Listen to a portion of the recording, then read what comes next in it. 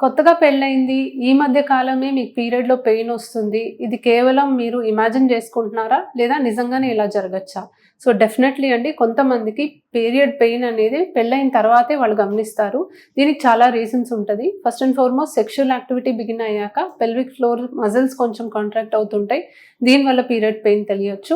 రెండోది కొన్ని కొన్ని కాంట్రాసెప్టివ్ మెజర్స్ మీరు వాడటం స్టార్ట్ చేస్తారు. సో, అప్పుడే ప్రెగ్నెన్సీ వద్దనుకోని కాపర్ టీ లాంటి డివైసెస్ వాడినా మీకు పీరియడ్ పెయిన్ ఎక్కువవుతుంది. మూడోది డెఫినెట్‌లీ ఎమోషనల్ స్ట్రెస్ ఉంటుంది. సో, ఎమోషనల్ స్ట్రెస్ వల్ల కార్టిసోల్ హార్మోన్, స్ట్రెస్ హార్మోన్ విడుదలవుతుంది. అండ్ దీనివల్ల కొన్ని హార్మోనల్ ఇంబాలెన్సెస్ వచ్చి మీకు పీరియడ్ పెయిన్ అనేది రావచ్చు. నాలుగోది life style changes. So, marriage అయ్యాక డెఫినెట్‌లీ కొంత లైఫ్ స్టైల్ అనేది మోడిఫై అవుతుంది.